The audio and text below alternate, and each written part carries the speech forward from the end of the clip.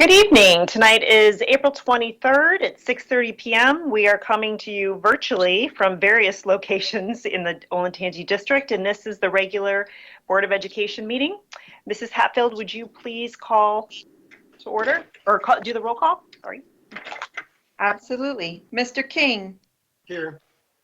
Mr. O'Brien, Present. Mrs. Patrick, Present. Mrs. Wagner-Fee, Here. and Dr. Weiss. Present. Thank you. Okay, we will now do the Pledge of Allegiance with a little help.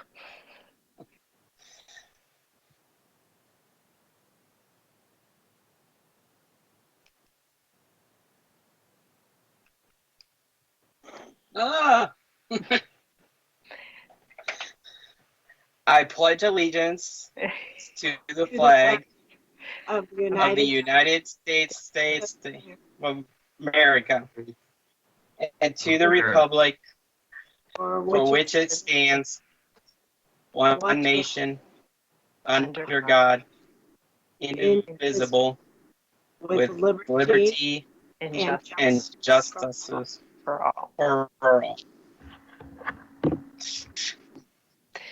Okay, well, we tried to use some good technology on that, and it didn't work out, but we're going to move on, and I will now take a motion to approve the agenda.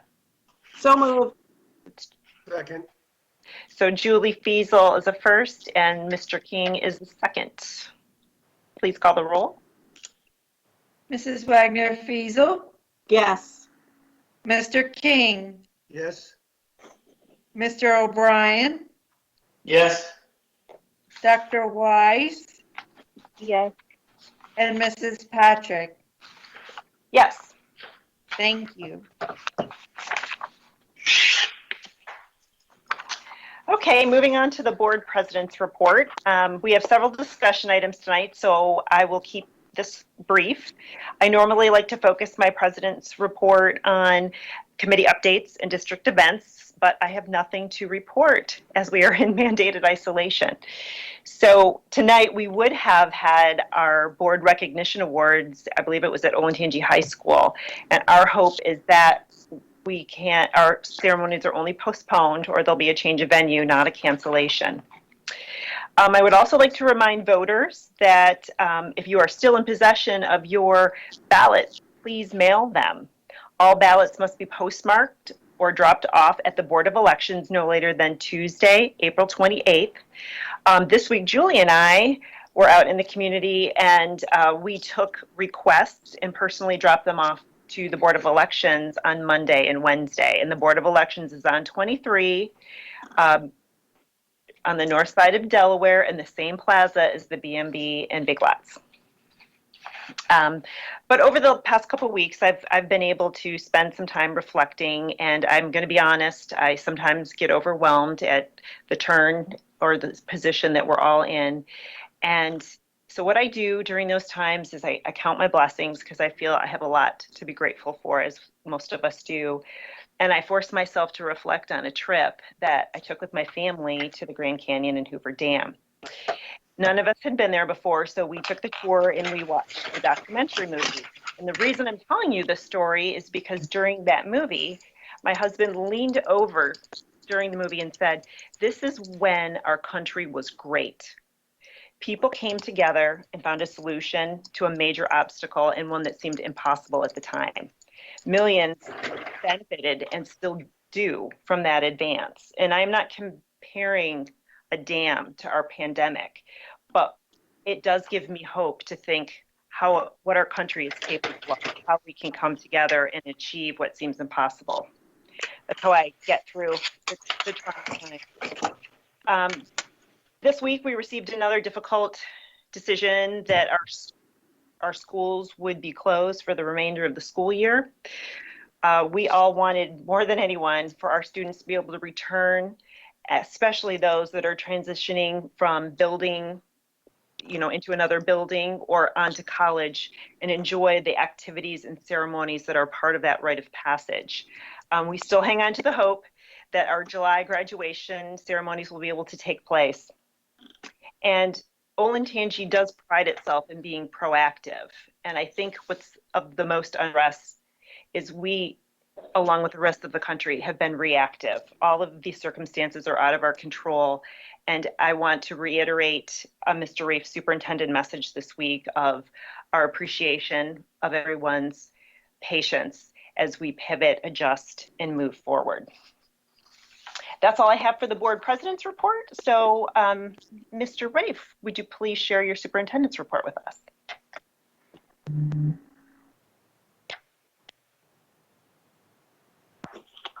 As soon as I get my microphone unmuted, I'd be happy to share my superintendent's report. So thank you very much, and welcome everyone. Good to see you, even if it's virtually. So Dustin, if you'll move me along, please. Just want to share with the board and the community our remote learning attendance rates for the week of April 13th through the 17th. Just looking at the numbers, I'm pretty happy. 99% of our elementary students were signed in during the week. The middle school students was at 98%, and high school students was at 97%. So I think that just, again, speaks to the quality of the staff and the community and the kids that we have, that they are truly staying engaged in this remote learning. And it's some of it's obviously, there's varying levels of experience for everyone. As we know, it's not perfect, and we know it's not as good as what we would normally be doing, but we are truly trying to further learning as best as possible during this difficult time. So, next slide, please. We conducted a thought exchange with our parents. District parents, April 17th through the 19th. I was really impressed. We just wanted to do a check-in to see how things were going. We had 25 parents. This was distributed on a Friday and returned by Monday. We had 2,500 parents share 2,650 unique thoughts. And then they went in through the process of rating each other's thoughts and gave us really good feedback for how we could proceed with this next phase of remote learning.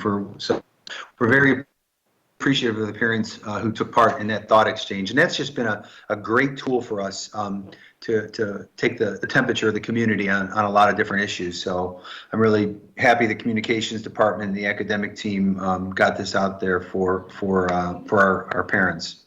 Next slide, please. So food service continues to just rocket the food service distribution. April 20th, as you all know, we went to a once-a-week meal pickup. We had 1,085 students pick up meals, and we delivered 55 meals to individual homes. Every meal for that week includes 5 lunches and 5 breakfasts for the students. So it's just been a great job by our food service team putting that together. So I really give them a lot of compliments. We're very appreciative of the work they continue to do. Next slide, please. I'm going to share a couple, kind of heartwarming stories of our staff. One of our preschool teaching aides, Megan Mead, brought some supplies to some of her students this week, and the kids saw they were playing in the backyard, so she just promptly sat down and read a story to the students. And so we got a really nice email from the mom, how excited the kids were to see Ms. Mead, and it just, again, just a shining example of someone just doing a small thing to go above and beyond. Mr. Wright and I were especially proud when we saw this email come through, because Megan was one of our former students. She's an Olentangy grad, probably 06 or so. Just was a great kid while we had at Olentangy High School. So we're just really proud of her. Next slide, please.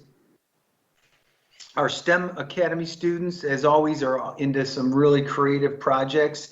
So we had a STEM Academy students got to speak to an ICU nurse recently, and she shared the stories of with our biomedical pathway students about what's happening on the front lines. And we think it was really great that that nurse did that and our kids got that firsthand experience of what's really happening out there for our frontline heroes. So thank you. And next slide. You know, this example from Liberty Tree Elementary School just continues to be a way that all of our students are, all of our buildings are doing something to try to maintain as much normalcy as possible. So here at Liberty Tree, they continue to connect staff and students every morning through the daily announcements. They have special guests read the building announcements, and we've gotten a lot of good positive feedback from the Liberty Tree families on that program. So we're just, again, this is just one example. Every building's doing something. We've seen a lot of social media posts from the high schools, and just trying to reach out and continue to support our students through this ordeal. Next slide, please. Here's another example. Mrs. Thompson, she got creative and she went out and planted yard signs in front of her students' homes. So this student has been working really hard on his weekly online assignments. So Mrs. Thompson went out of her way to highlight his work. So we're, again, just small examples of things we're really proud of. Next slide, please. Couple action items. You have a board action item to approve a memorandum of understanding for the evaluation and distance learning plan with the Olentangy Teachers Association. I want to really compliment Todd Meyer and Elaine Eddy for the work they did to get to this memorandum of understanding. There was a lot of debate throughout the state on this item, and throughout the state, the sentiment was that associations shouldn't enter into this type of agreement because it could potentially change the landscape of evaluations. But we're just really proud of the relationship we have with Elaine Eddy and the Teachers Association, and the trust that they're showing us that we can continue. We believe we can continue with our evaluation process, and we in front of approval.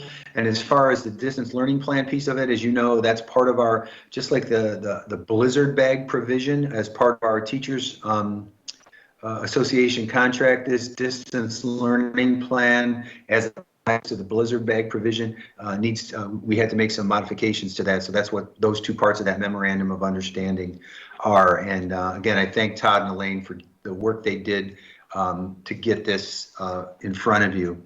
I want to highlight the resignation of Doug Wiles. Doug is a previously retired teacher who did about 4 years at Liberty High School. After he retired, he's been in the district for more than 30 years, was one of the original, they like to call themselves the Olentimers.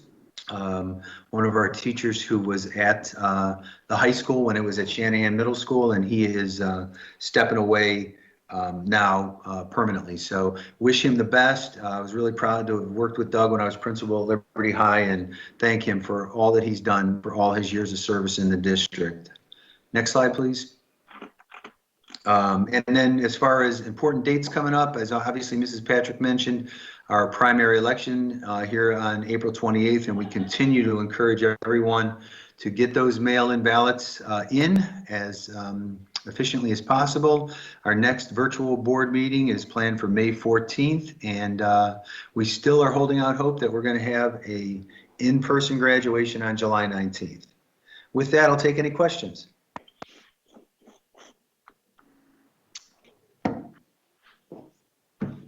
Mindy, you got it. Sorry, that's right. I see Julie Fiesel has a question. Yes, Mr. Rafe, you talked about the attendance rates. Are we mandated to take attendance? I mean, I was really impressed with the rates, but are we mandated to take attendance, and how do we take attendance? So I am going to ask Mr. Fetty to jump in here and talk about attendance and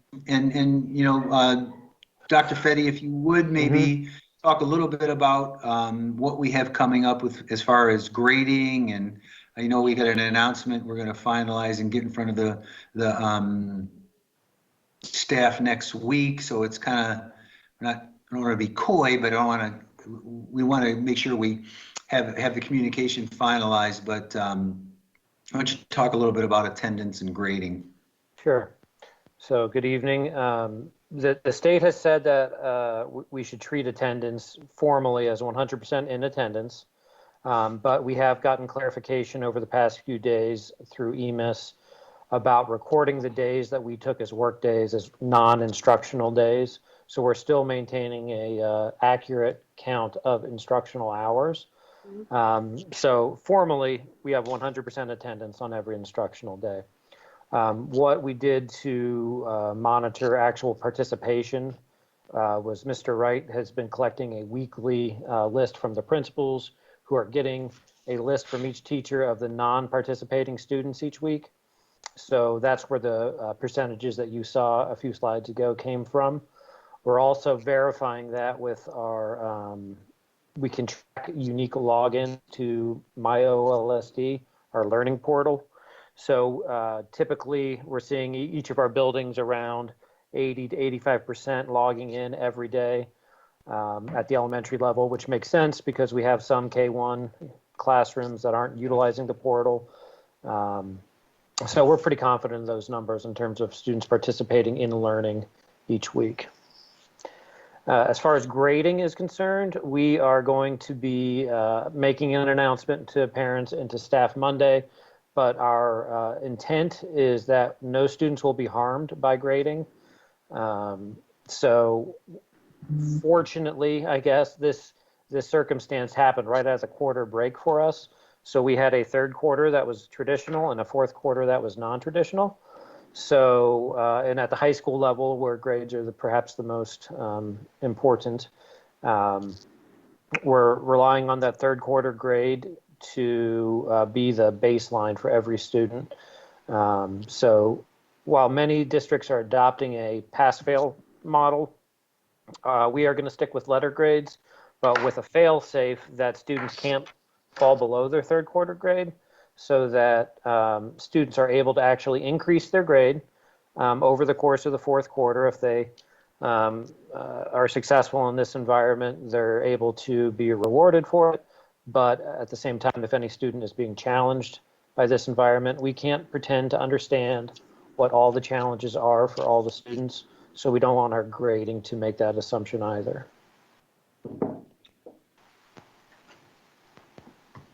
Thank you. Other questions? Yes, Mr. O'Brien has a question. Yeah, my question was also on grading. Has the state given the district any guidance on approach? Because it feels like the districts are kind of on their own to determine pass fail, letter grade, and you get a lot of inconsistency district to district. And how are we getting our head around that? Yes, the state has not given us any guidance.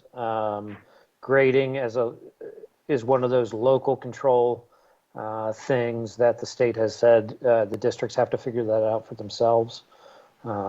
So you're right that there is a lot of variance from district to district, but we met with all of our principals today to discuss our grading practices, and we are actually really proud of the approach we're taking. I don't think it's, I don't know of another district that's approaching it exactly like we are.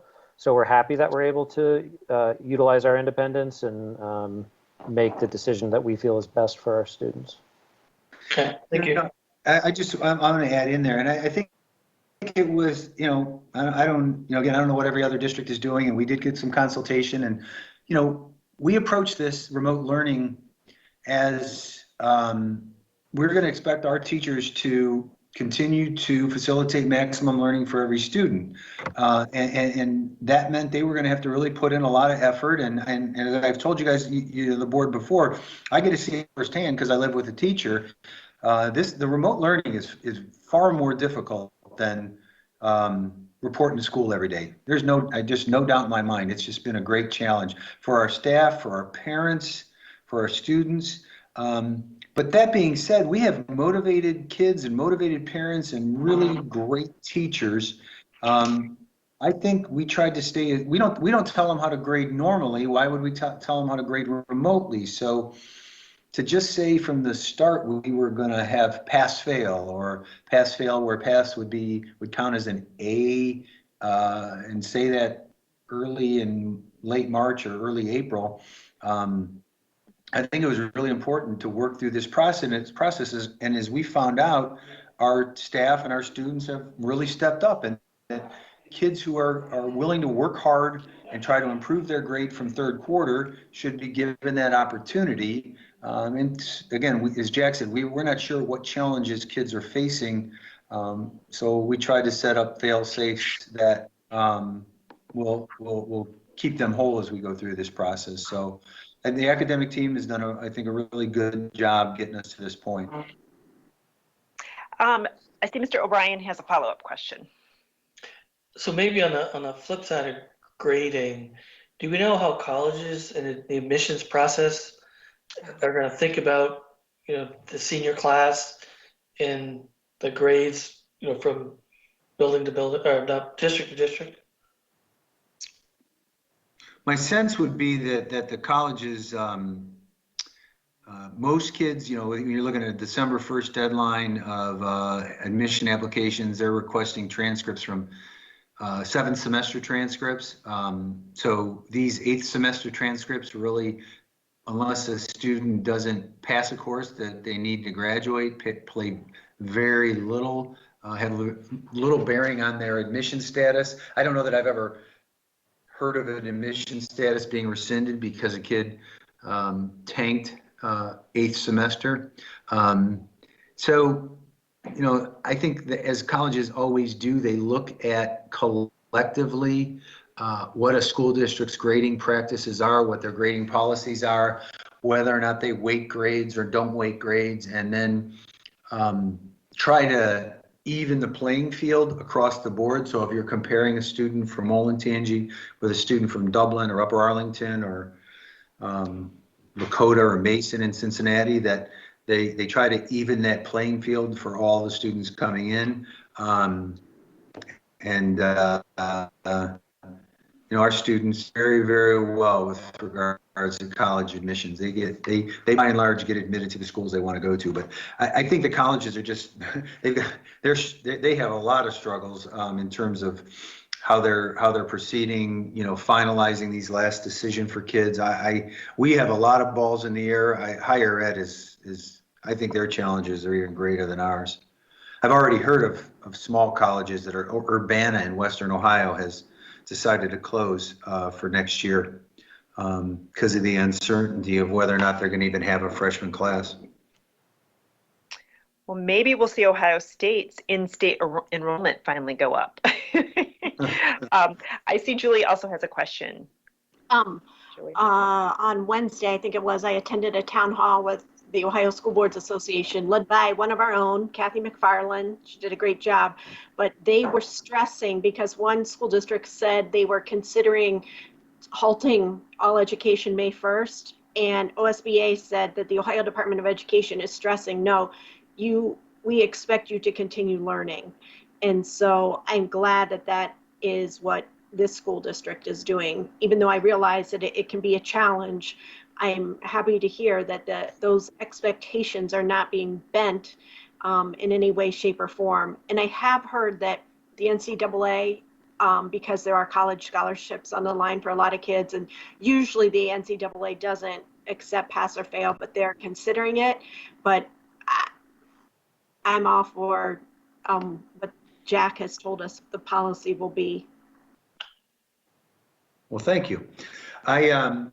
Yeah, we've got there's a lot of moving pieces and parts. We've met with all the building principals at every level, and our leadership team has met numerous times to discuss how we're going to kind of close up this school year. And again, we'll be announcing all this stuff on Monday. But we're not, in a typical school year, our last day of school was going to be May 21st. Teacher workday was May 22nd. That week of May, 18, 19, 20, 21, we would have had high school exams. That high school exam week would have been that week. We would have probably gone right up to the May 15th or so. Our challenge now is figuring out the logistics of how, because the governor made his announcement on March 14th or 13th or whatever it was. We didn't have school that Friday. We decided to not bring kids in on the Monday, and then we shut down on that Tuesday, March 17th. So our buildings look like a wasteland. There's just things, the kids just left things. So we've got to figure out logistically how we get and collect all of the things that all these kids have left in the schools, and then how we also get everything back from all of our students. So we have to think through, we're anxiously awaiting the governor's guidelines on opening businesses so we can have more guidance on how we could socially distance this process of collection and distribution of all the school materials. But that's going to take a considerable amount of time. So we're going to have to cut off new learning here in the future prior to the last day of school. And start that process of kind of finalizing the collection of assignments and then organizing for the collection and redistribution of all the materials we have. Right now, our custodians are actively from April 20th to May 1st. They're doing a deep clean in all the buildings. So after May 1st, we'll be able to get back in there. We believe the buildings are safe, but we're working through the development of all of our social distancing protocols within our school buildings so that we can safely have staff in the buildings and decide whether or not, I don't know where we're going to end up. I doubt we'll allow people back in buildings, but we'll have to figure out a distribution of, whether it's Kroger click list or somebody just sends us a message and we come out and deliver all their things. But it's a big puzzle that we're going to have to put together. Mrs. Fiesel has another question. Yep. Comment. Also on this OSBA town hall call, they discussed that and what other school districts have done. And it's been all across the board where one school district actually cleaned out the lockers of students, put it in bags, and then told the students, here's what time you're coming to get your stuff. Other school districts have said, okay, these kids come between this time and this time, and set up like a schedule for kids to come in. Before this meeting, I was on a teletown hall with the lieutenant governor, and he stated that when businesses open on May 1st, and he stipulated they are not making all businesses open. There's no law that says you have to open. If you don't feel safe, you don't have to open. But when businesses are allowed to open, they will be open in phases. And the first phase are those businesses that can do social distancing. So if you have an office, you sit your people 6 feet apart and they don't come in contact with each other. Whereas a retail business or a business where they have people coming in and out, they're going to be in phase 2. So there will be strict guidelines coming out on Monday for businesses and how they're allowed to reopen. Well, and again, we have the dynamic of having to deal with elementary kids who have to be brought by a parent. And if the parent brings the elementary students, they're probably bringing siblings. Mm-hmm. And then, from a social distancing standpoint, a second grader sees their teacher, they're going to want to hug them. Yeah. So we might need to protect everybody from each other. High school kids are obviously a little different. They're going to drive up there themselves, and we can set up a way to probably social distance them a little bit easier. So Mr. Wright had led a great discussion with our principals today, and he's getting all their feedback, and we're finalizing that plan first thing tomorrow, and Mrs. Davis will spend the weekend writing a very lengthy community message on all the different layers of logistics to close out the end of the school year. Oh, wow. Yeah. I do have a question about the thought exchange, Mr. Rafe. Yes. What was there any information that was relevant for like right now, or is most of it just ongoing about distant learning? Like what were you able to pull out? Krista, do you want to jump in on that? Sure. The thought exchange question really targeted how are we doing with our COVID-19 response as it relates to communication, distance learning, and everything, food service, everything that has been coming into play between the time that we last left school, March 12th. And I would say the responses that those top 5 responses that were on Mr. Rafe's slide were the most highest rated comments that we received. And actually, Dustin, could you pop back to that slide, please?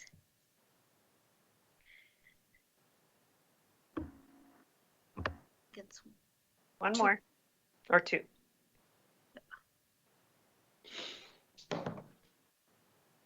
There we go. Thank you.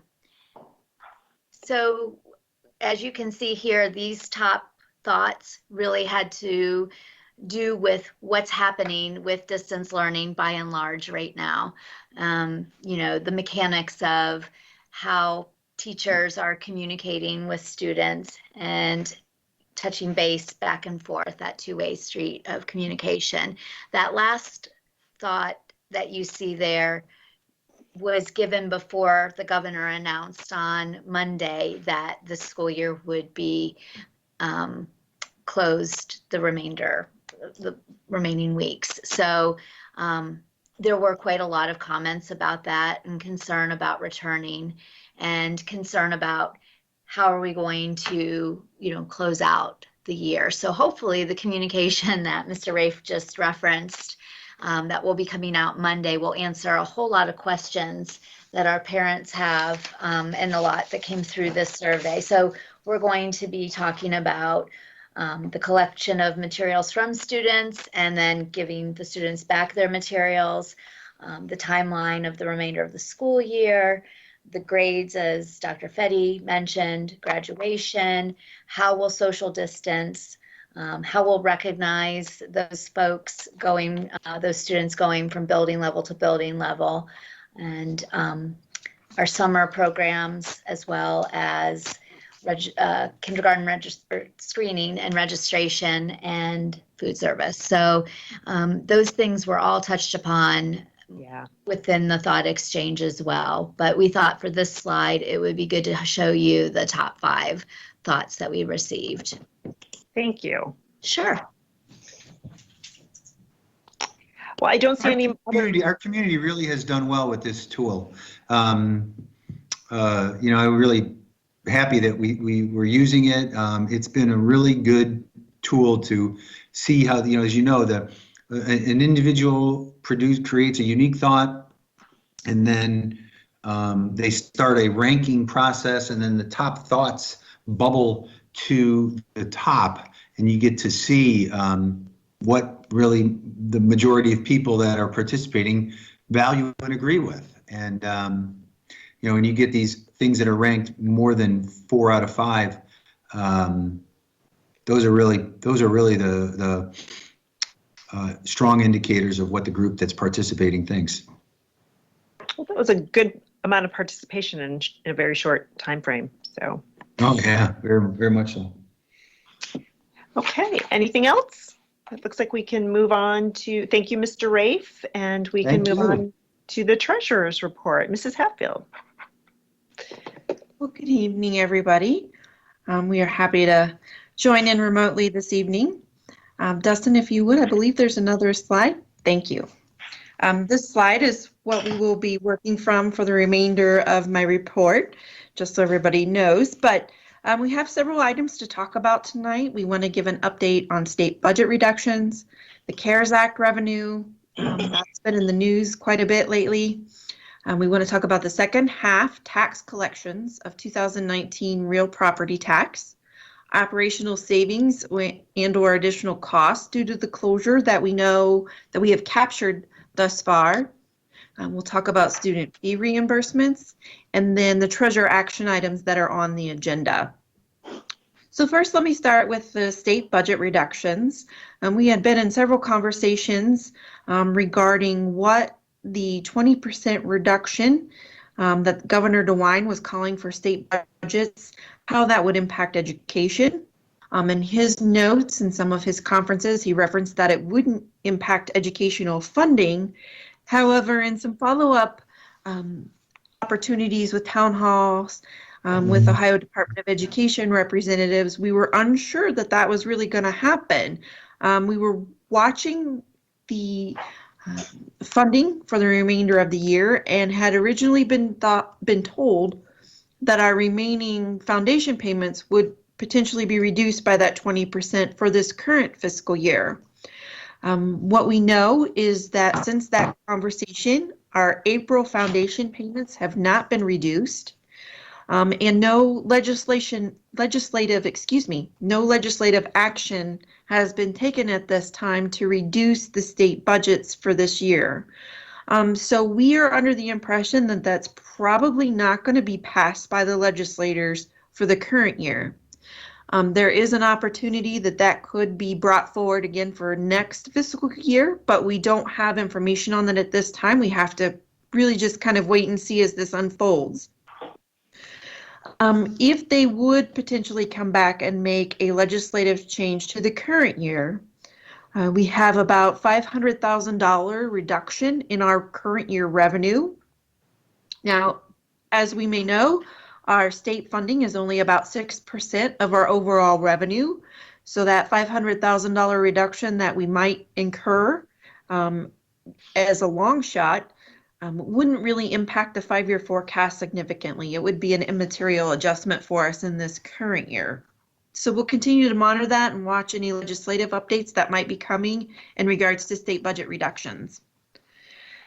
The CARES Act funding is a federal funding program that has been issued to help finance and push more funds into the economy and into school districts and higher ed as well.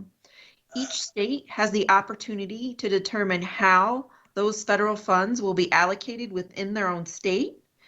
So for the state of Ohio, the Ohio Department of Education is allocating those funds to school districts based upon their Title I federal funding levels.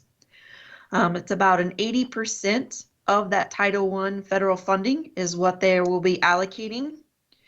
For Olentangy, we receive about $340,000 in the current fiscal year for Title I funds, which means we will probably receive about $272,000 for this fiscal year from the CARES Act funding.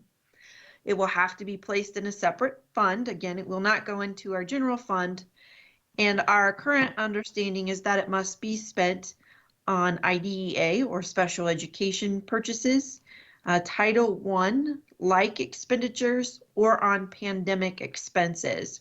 So again, $272,000.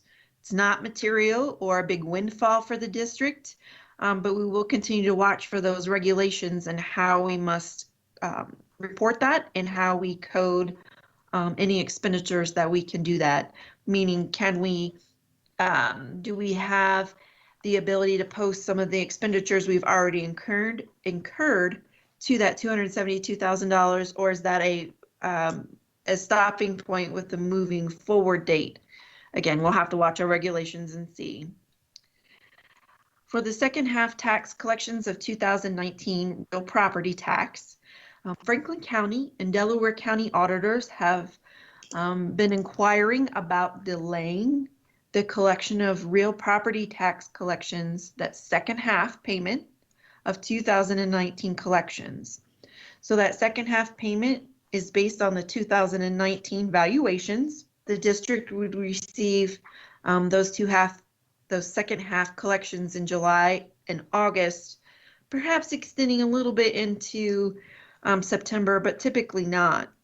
What they're asking for is a delay of that collection for about 30 to 40 days so that the taxpayers have an opportunity to extend their period to pay those tax dollars. And then in turn, it would be a delayed collection for Olentangy. So we understand the community and the economics of our district. We know that, businesses are hurting, individuals are struggling at times, and so we are more supportive of this particular engagement than maybe some of the other things that we've heard. And the district is able to carry such delay in collections because we do have an unreserved cash balance. I know this was an issue for many of our residents when we talked about being on the levy, that we did have a cash reserve of approximately $83 million projected for the end of this fiscal year. Again, let me give some perspective to that. That's about 4 months of operating expenditures for Olentangy. We run a $246 million budget just in general fund dollars alone. But because we have this reserve, we are able to help delay, participate in this delay and not have any adverse fiscal indications from it because we have the cash flow to help us delay that collection. So we're happy that they are to participate in this and hope that it helps our community as much as we hope.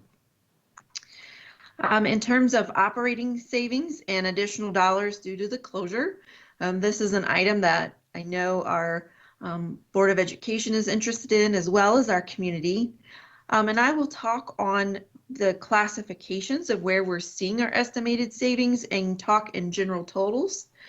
We will go through a deep dive of this as we present the 5-year forecast, which is at our May 14th meeting. We will do the first reading, and then we will present that forecast at the 26th meeting for approval. So in the essence of time, we have seen some savings, of course, in our substitute teacher cost. That is through our purchase services line item because we use the ESCCO to help us place substitute teachers or actually use their substitute teacher workforce. We will have savings in classified workers, in our subs, in overtime and extra time areas. We will have savings in field trips, both academic and athletic, that didn't occur.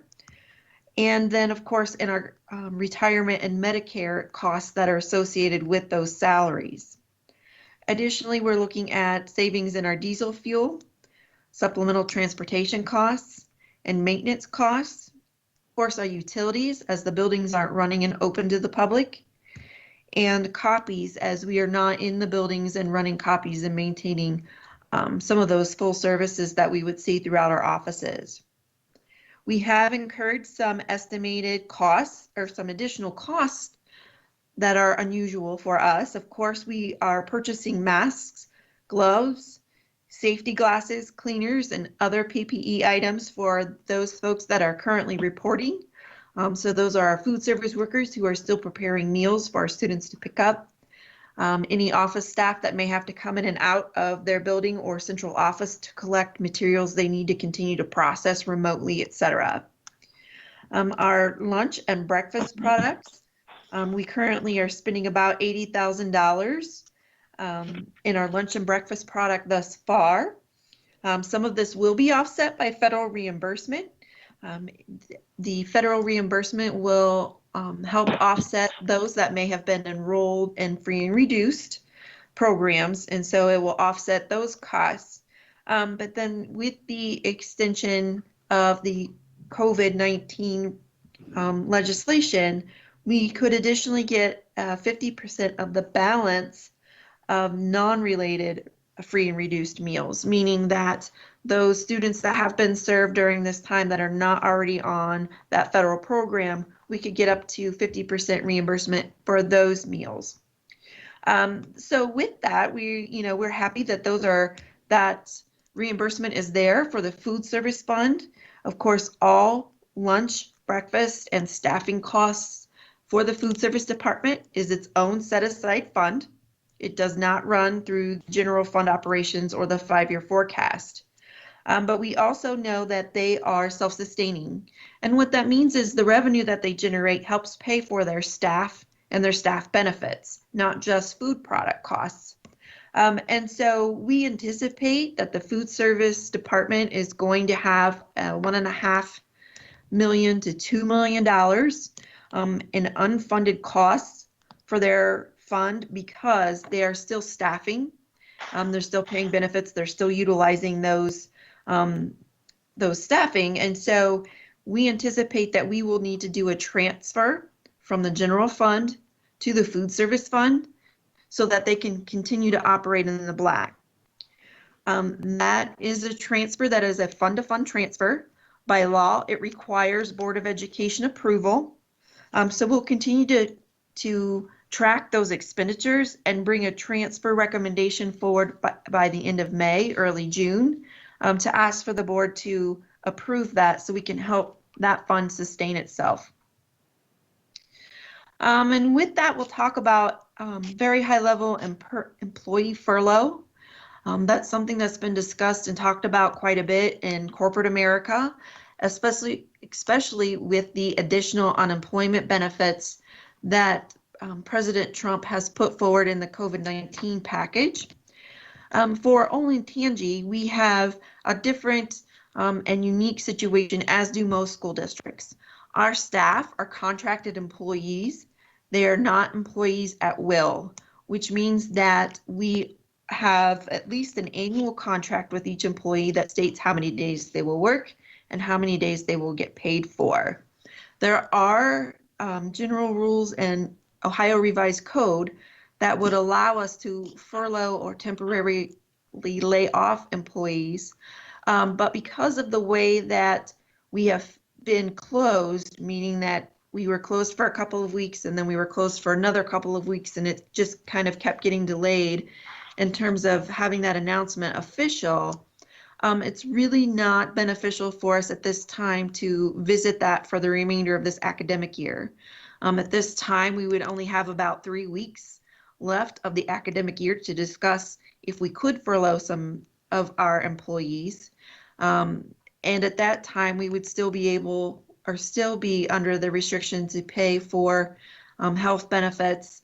While we would potentially save in retirement, we would also pick up, and we would save in salary, but we would also pick up in unemployment costs for us that are really low at this time. We generally don't have a lot of unemployment costs that we incur.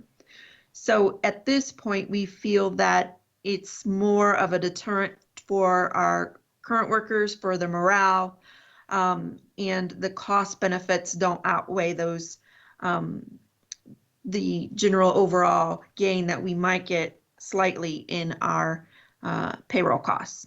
So we'll continue to look at that as we move forward. You know, we don't know what the future holds in terms of returning in the fall. So it's not necessarily an item that we will ignore, but at this time it doesn't make sense for Olentangy.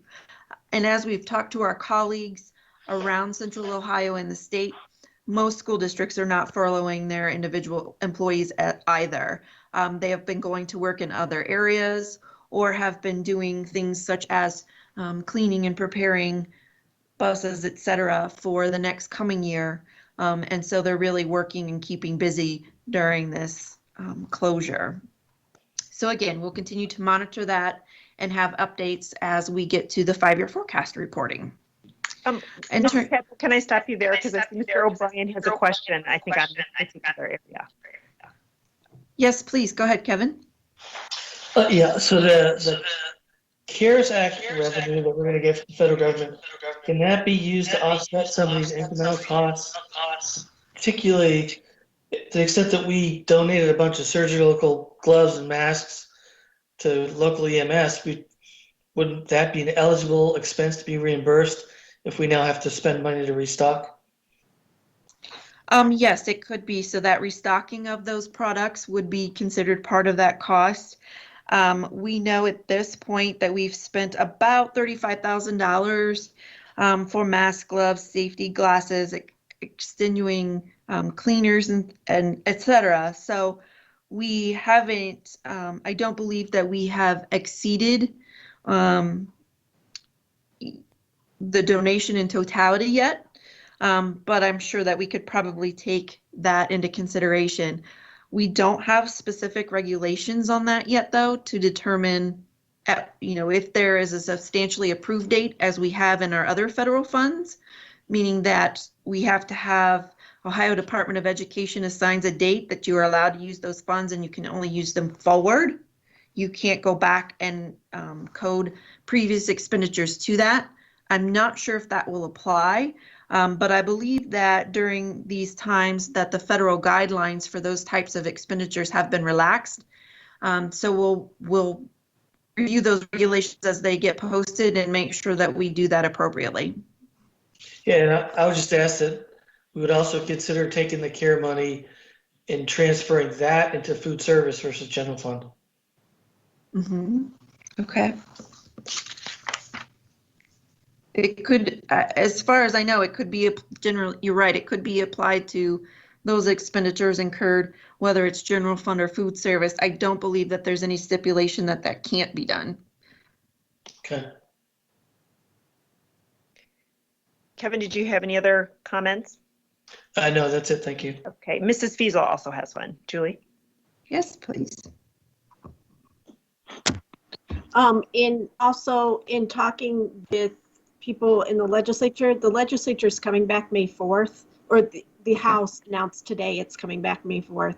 So we might see some legislative action on the state budget, because they have to, the governor has said, yeah, we want 20% cuts, but it's up to the state legislature to balance the budget.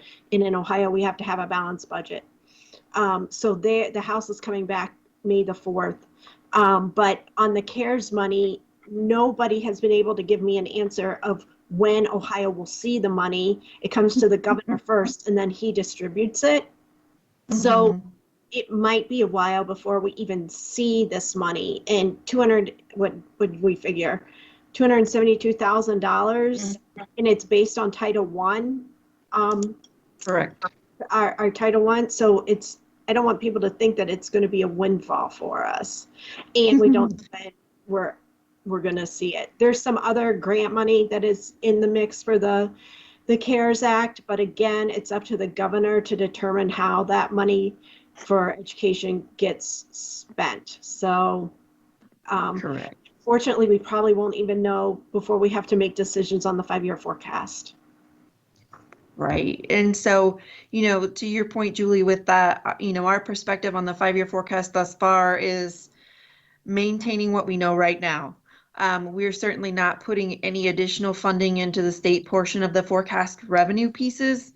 If anything, we are hearing general consensus that it might be reduced, or if there are other funds, it'll be handled like our student well-being funds or the CARE Act funds, in which it's a set-aside federal dollar or program. So it won't reflect as a revenue increase for us. If anything, it'll show as a expenditure reduction, meaning that we would move expenses out of the general forecast and onto those set-aside funds. So, we'll continue to monitor that, and hopefully we'll have more regulations available as we move forward, so that we can at least make a judgment call on, where is that going to apply? How is it going to apply? And worst case scenario, we will see an update to our October forecast if it truly takes that long for all of that information to come through the federal government, through the state government, and then down in through the Ohio Department of Education and into the school district's lap. So, to your point, it's not going to be a fast turnaround, I don't believe. I think the state thus far has really been focused on making sure that local schools or city schools have an idea of how to help their students, how to handle this protocol of remote learning, state testing, all of those things, more so than what's going to happen to the funding. And so I think once I think they've got their feet underneath them, so to speak, in those matters, and they'll start to move forward with the funding pieces in the coming months. So it might be next fiscal year before we see a final answer. And if that's the case, we'll continue with what we had in October with some reductions to our casino revenue.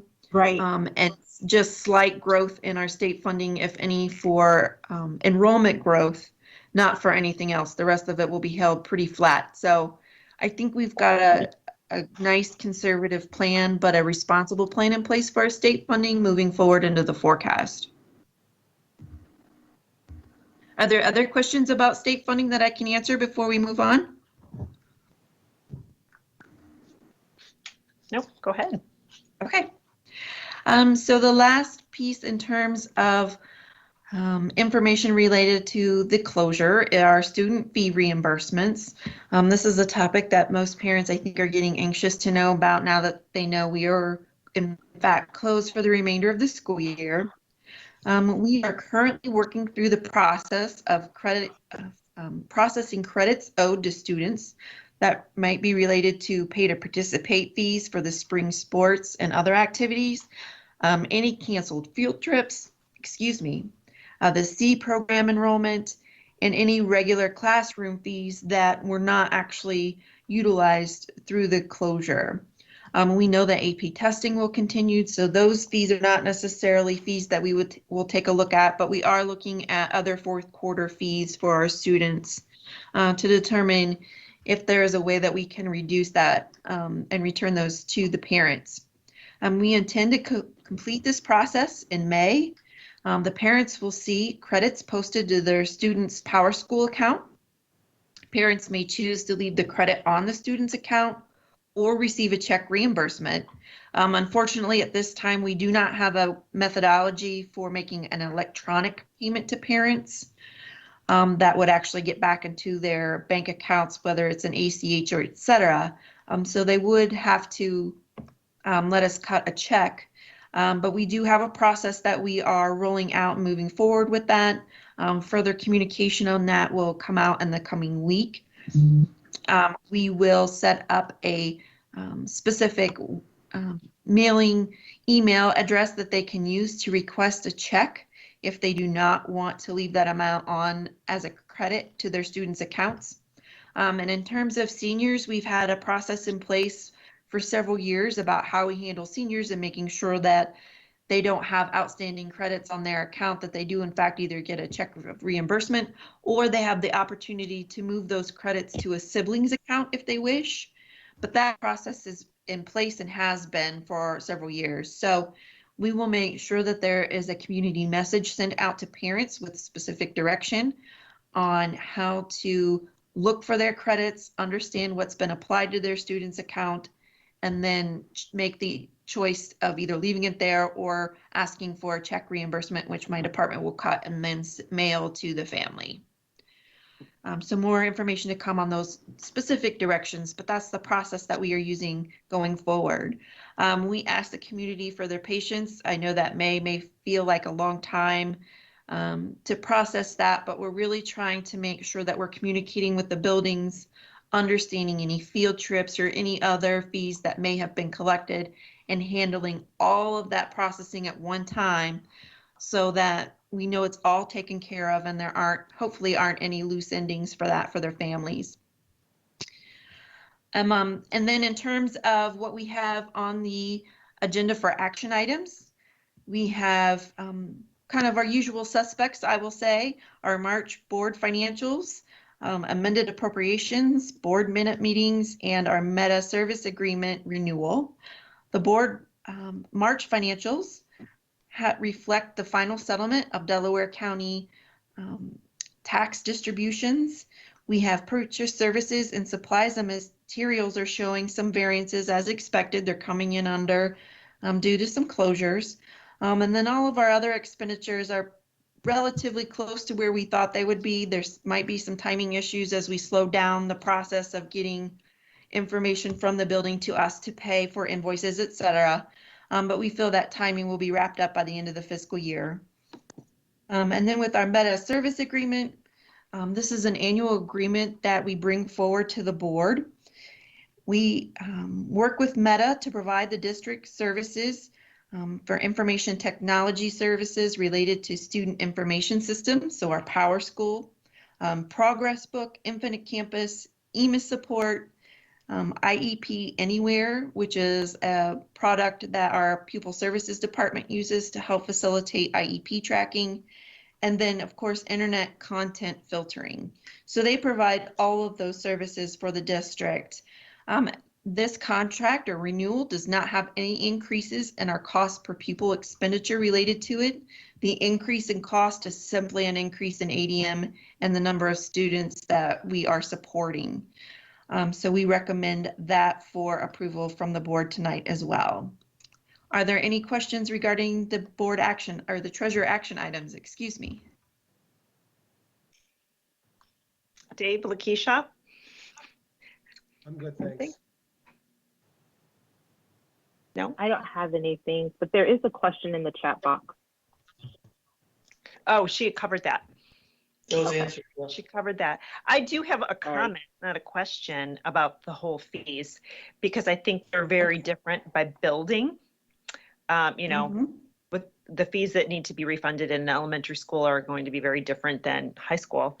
And would it be possible that each school's webpage has like a link that can say the fees that we're going to be, you know, like an explanation of these are the fees, this is the portion, you know, something. Sure. Sure. You know, we have looked at that. In some of the fees are very difficult, not very difficult, but it may be that they are still intending to use a portion of those expenditures through the last couple of weeks of school. So, you know, one of the ideas that we are looking at is really just taking a percentage of the fourth quarter fees that are for classes that may or may not have used all of their fees money on materials and reimbursing a portion versus a flat, you know, this class is refunded versus that class which is not, because to your point, that could vary across building to building, and it can vary for each individual student, which would make it hard to track, I believe. So we intend to do more of a percentage type reimbursement for fourth quarter fees that incurred without including AP final testing. Okay. Yeah, maybe that will be in the mass communication that's coming. Yes. But that is an area where we have seen some questions.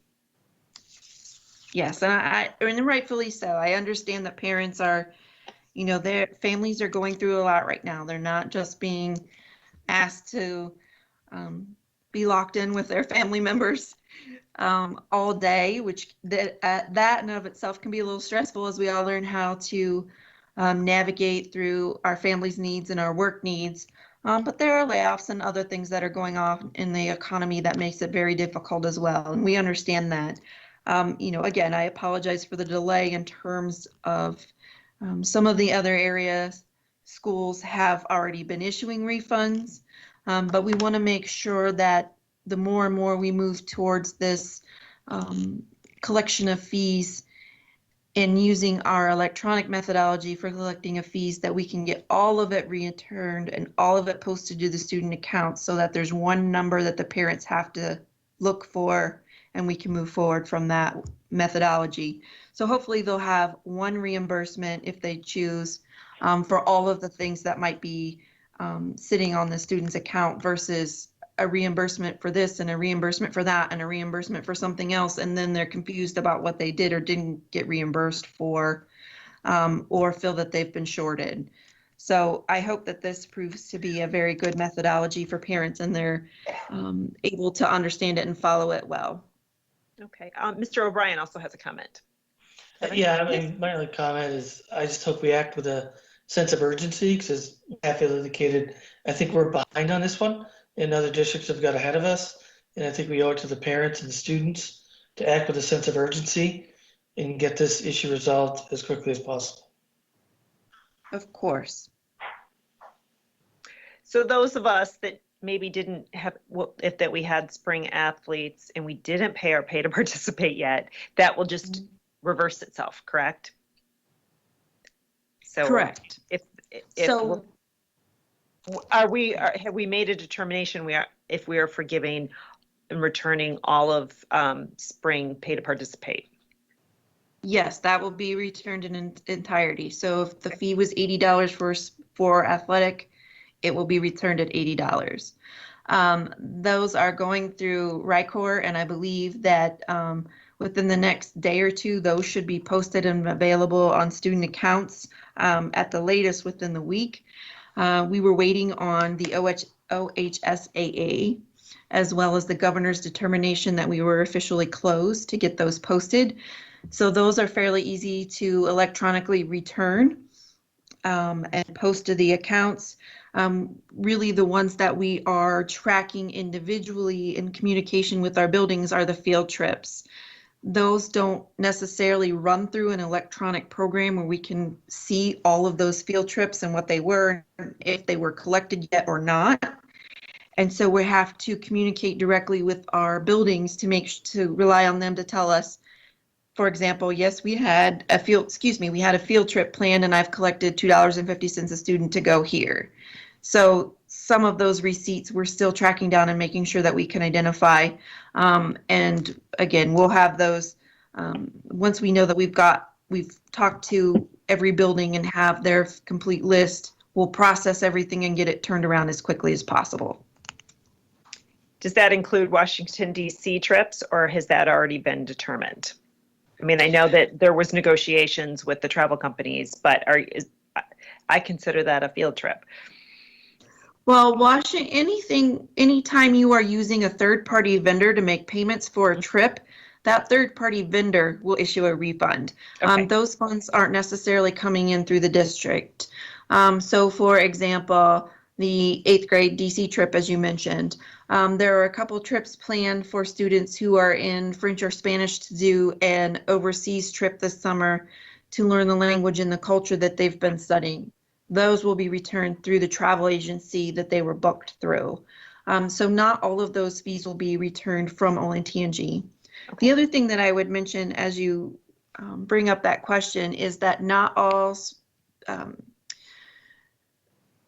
fees associated with sports and or perhaps maybe even the theater programs are related to Olentangy or paid to Olentangy. For example, while we charge an $80 pay to participation fee for softball, not all of the monies that we had incurred for gear or for additional meals or anything like that that was associated with that team went to Olentangy School District. It went to the booster groups associated with that particular athletic program.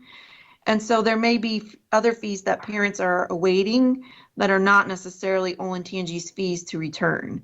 So, we are looking at that pay to participation fee that applies in the student's Power School account. Mm-hmm. Anything outside of that would not have been paid to us, and therefore we are not able to return it. Okay. Hopefully that'll be communicated through the individual programs and buildings. Correct. Thank you. You're welcome. I don't see any other comments. Looks like anybody. Okay. Thank you. Yes, thank you. Do we have any public participation this evening? No, we do not. Okay, well, that leads us to our first discussion item. We have Mr. Randy Wright, our Chief of Administrative Services, presenting the 2021-22 district calendar. Mr. Wright, welcome. Thank you, Mrs. Patrick. Thank you very much. Good evening, everybody. This opportunity is our typical process where we bring back the information that we have gathered from our community feedback survey. In the past couple of calendar cycles, we have partnered with our Thought Exchange program and gathered our thoughts that way. We wanted to go back to our older model, which was just a feedback link, which gathered some general demographic information and then allowed our participants, staff, and community to provide narrative feedback. We did have only 176 respondents this time. I think a lot of people review it, but they don't share comments. And as we looked through it, and I read every comment that came in, there really wasn't anything new, but we did bring some general themes back to our leadership team and discussed them. I reached out to Elaine Eddy, and we've always had a partnership with our teachers union to discuss the ideas that go into creating the draft, and then we discussed the feedback with Elaine as well.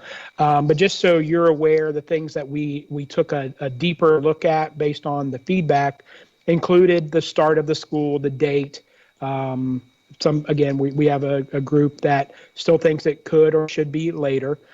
We got some feedback about looking at our Thanksgiving break, whether it should be a full week or the Monday after. Again, just some things that we looked at and discussed. Some comments about our winter break, whether it's too long, it's too short, whether teachers should have a work day outside of the break. So there, again, those are things that we discussed further. People comment about our spring break, too soon, too late, wrap it around Easter, include the Monday after Easter. And so there was some general comments both ways on every one of those topics. And while we looked deeper at all of those items, we just did not feel that it was enough for us to make any changes to the draft that you received last month and is in your packet. So what is in your packet and what we are asking you to approve for the 2021-2022 school year is the draft that we submitted. The only other thing I would add is because of the timing, we did have some people comment and they were wondering if we were going to start school early, and they meant for the 2021 calendar, not understand. Some people are wondering why we're talking about the 21-22 calendar before the 2021 school year. So it's just a little bit of differences in that. But all in all, there was just as many comments, probably half were, we love it. We love that it's consistent. We love what you're doing with it. So wanted to see if you had received any feedback or had any questions outside of what we've talked about already. I have one question. It looked pretty similar to our current calendar, like nothing leapt off the page for me. And of course, I was looking at it carefully because I'll have a senior that year. Who is attending the Delaware Area Career Center? And Julie, maybe you can speak to this if they have released their calendar. So that got me thinking. I went and pulled up our coming school calendar, and the alignment was really good this year between us and the Career Center, because I know sometimes there's, we're just not on the same schedule. It's very close for the coming, but I haven't compared the 21-22. Julie, have you guys seen that yet? We haven't done it yet. Okay. And sometimes I will warn you, because we're dealing with so many different school districts, like our spring breaks don't align. Right. Or we have different days off. So, but no, we haven't done it yet for 21. Yeah, 21, whatever. Yeah, 21-22. 22, yeah. It's confusing, but it nicely aligns this coming 2021 year. This is the same spring break, so. And we get this out and we share this with our county districts because we do try to align whenever possible. And we've done that the last few years. So they are getting more and more aligned. And I think we've typically been at this time frame in the year. So we have been a little bit ahead of the other districts. I think they make it a summer project where we've done it in spring or late winter in our school years. Thank you. I don't see any other questions or comments, so thank you very much. Thank you. Okay, we'll move on to the student handbook updates. Welcome, Dr. Fetty, our Chief Academic Officer. Or welcome back, I should say. Good evening. So each year we revise our student handbooks. We put together a committee of administrators who reviews all policy changes, any state law changes that might apply, and also looks at just practical feedback from using the handbook on a daily basis in the schools. This year's revisions are rather light compared to other years. Last year we did a pretty full revision of all of the handbooks. The only substantive change in these handbooks is we have modified our dress code language to be gender neutral. There's a trend going that way across the country, and so it doesn't actually change any of our student dress expectations. It just takes gender out of the handbook language specifically. Are there any And- questions about the handbooks? Was the schematic of the dress code new? That wasn't in it last year, was it? That was new, yes. Yeah. I don't see any questions on the agenda or on my chat. So thank you very much, Dr. Fetty. Thank you. So we will come back to Mr. Wright with the athletic handbook update. All right, thank you again. These are even more minimal. These are found on page 302 in your exhibit packet. And this year, one of the things we've done to improve our functionality is meet regularly with our middle school athletic directors. We met with them 3 times this year, and we're able to have deeper conversations. And so for the first time, we've had some changes that are middle school specific. And basically, it's our middle school athletic directors have wanted to have a little more input with the processes at the middle school. So they suggested, and we've presented just some changes in the attendance policy for our middle school athletes. And we've embedded that in our typical attendance policy. Just want to include our middle school athletic directors in the decision-making process. We have such turnover in our middle school coaches that they felt to have some consistency, it would be better to have another voice in the decision-making process for student athletes who needed to miss for certain reasons. Also wanted to take an opportunity to clarify the importance of the teams at our middle school level versus or compared to club sports and club teams, and make sure that our student athletes live up to their commitment to our teams. So there's a little bit of language added to our policy about club activity. And then finally, just some wording about banquets, especially at the middle school level. We want those to all be in-house and at our different schools. So the middle school team asked us to add that. So very, very light changes as well to the athletic handbook. Want to know if you had questions about that? Nobody is raising their virtual hand, so. I Mark did have a comment. Okay. I had a comment. I just, since Mr. Wright did reference our what we refer to as our middle school athletic directors, we do not have full-time athletic directors at the middle school. We have teachers who assume those duties on supplemental contracts, one for each season, fall, winter, and spring,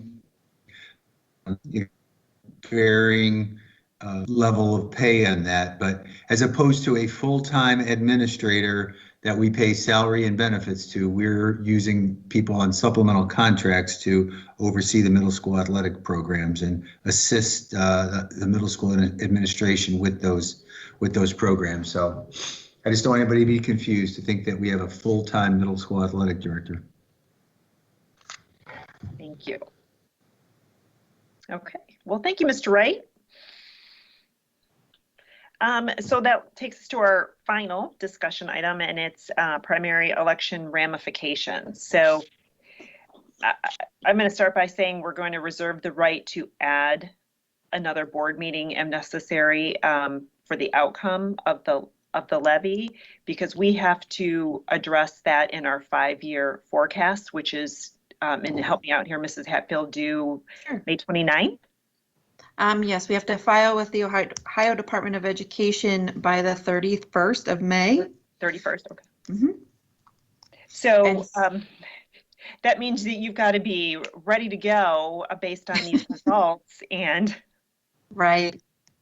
We're going to move quickly. So we have, we have our estimations collected at this point. We will be having a virtual meeting with our Finance and Audit Committee on May 7th. We will have that posted on the website and a methodology for public participation if interested. And hopefully we will have enough information about the results so that we can make a well-educated assumption about passage for that. So because it does make a difference. If we are not successful, we have to address the expenditure versus revenue gap in fiscal year 21. So we'll want to be able to have clarity with the board about that as well, should that come about. Yes, and last time we had asked if you knew anything about an extension for that filing date since the election has been moved, and that was denied, right? Yes, it was denied. Correct. The Ohio Department of Education has not extended that filing deadline. So if for some reason we would file based on one assumption or the other and found out after the fact that it was an incorrect assumption, we have two options. We can change the 5-year forecast between the May 14th and the May 26th meeting, if that's when the information is available to us, so that I could potentially have a second reading that looks completely different than the first. Okay. Or if we find out, information, things are delayed with the election results because they're contended or something of that nature, and we don't know until perhaps June, we do have an opportunity to file a revised or a second forecast with the Ohio Department of Education with those updates included. And then that would be on file with the state and with the community as well. So there are some options. We are hopeful that we don't have to delay a filing, or not delay the filing, but file a second time with new assumptions. We've been kind of putting it off and prolonging the process longer than we normally do to make sure that we have an opportunity to capture as much actual information that we can. So we'll continue to monitor, and hopefully we have good news to put in, and we'll be able to have one board or one forecast draft to bring forward to the board. That is our hope as well. Other topics of conversation around the election. Julie or Dave, did you have anything? Yes, I did, because people have been asking, and I did get to talk to Peg Watkins. She is on the Board of Elections. And because we don't have to wait for the precincts to drive all of the all of their results down or up to the Board of Elections, she is anticipating that we would have the results between 9 and 10 on the 28th. Now, they're scanning the ballots in as they get them, but by law, they're not allowed to push tabulate until 7:31 on the 28th. So, there's no count. They just know how many ballots they have processed. They don't know who's voted which way. But the ballots have to be, if you're putting a ballot in the mail, it has to be postmarked by the 27th, but you can drop it off by 7:30 on the 28th. But because they're allowing the ballots to be postmarked by the 27th, it could be that the ballot doesn't get there until after the 28th. And so if the election is close, we will not know the outcome until it's certified on May the 8th. Right. So I want people to realize that. And also, they're not going to be releasing the ballot count as it's counted. They'll release it all at once. Like, ta-da, here it is. So, it won't be like, we're up, we're down, we're up, we're down. We'll just go, ta-da, and here it is on the 28th. So. Well, I guess we'll see.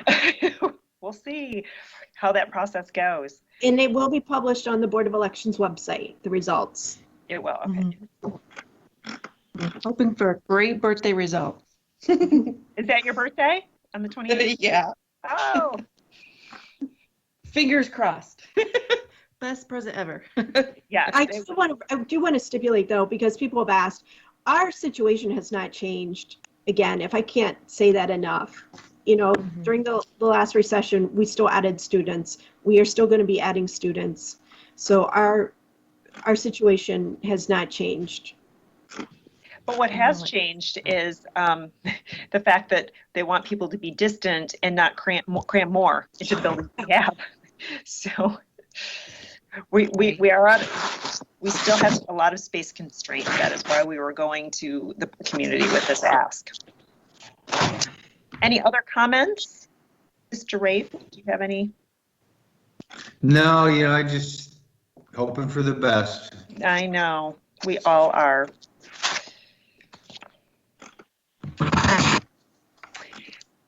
I don't see anyone with their virtual hand up, so we will move forward, and I will ask for a motion to approve the memorandum of understanding for the evaluation and distance learning plan with Olentangy Teachers Association. Do I have is there any discussion? Okay. Do I have a motion? So moved. Mrs. Feasel, do I have a second? I'll second. Thank you, Mr. King. Please call the roll, Mrs. Hatfield. Mrs. Wagner-Fiesel, Yes. Mr. King, Yes. Mr. O'Brien, Yes. Dr. Weiss, Yes. and Mrs. Patrick. Yes. Thank you. Okay. Mrs. Hatfield, would you please present the treasurer action items? Yes, please. I would like to present treasurer action items A through D for approval, please. I will make the first motion. Do I have a second? Second. Thank you. Mrs. Hatfield, please call the roll. Mrs. Patrick, Yes. Mrs. Wagner-Fiesel, Yes. Mr. King, Yes. Mr. O'Brien, Yes. Dr. Weiss. Yes. Thank you. Mr. Rafe, will you please present your superintendent action items? Yes, ma'am. I would like to present superintendent action items A through I for approval. May I have a motion? I'll move. Thank you, Mr. King. A second? I'll second. Thank you, Dr. Wise. Any discussion? Please call the roll, Mrs. Hatfield. Mr. King, Yes. Dr. Weiss, Yes. Mr. O'Brien, Yes. Mrs. Wagner-Fiesel, Yes. and Mrs. Patrick. Yes. Thank you. Now I'll entertain a motion to move into executive session at 8 p.m. as permitted by section 121.22 of the Ohio Revised Code to consider employment of public employees. May I have a motion? So moved. Thank you, Mrs. Feasel. A second? Second. Thank you, Dr. Weiss. Please call the roll. Mrs. Wagner-Fiesel, Yes. Dr. Weiss, Yes. Mr. King, Yes. Mr. O'Brien, Yes. and Mrs. Patrick. Yes. Thank you. We will now leave our current meeting and we will return to this same meeting only to adjourn upon completion of our executive session. Thank you for joining us. We will be back on May 14th. Can we get a 5-minute break in between this and executive session? That would be great. So we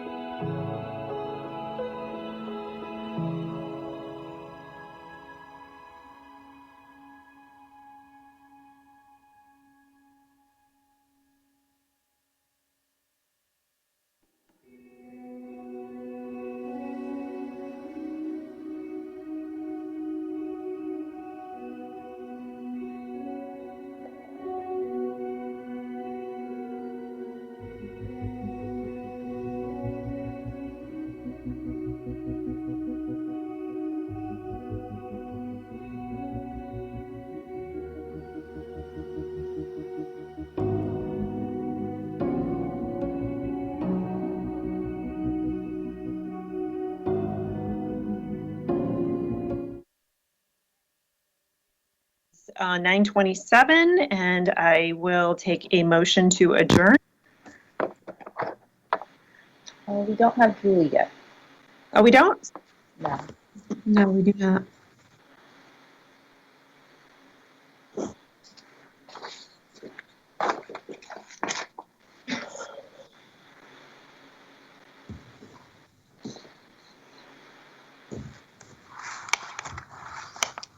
What happened to her?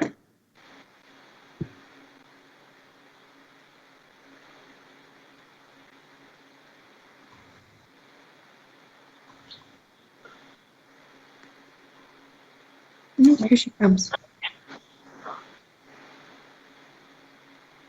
I just texted her too.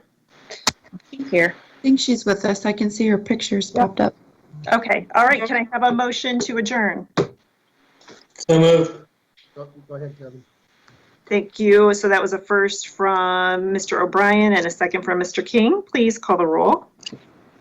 Mr. O'Brien, Yes. Mr. King, Yes.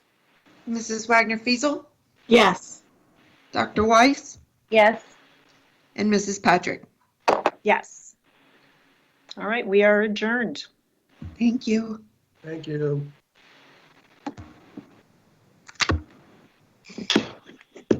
All right, good night, everybody. Night. Hey.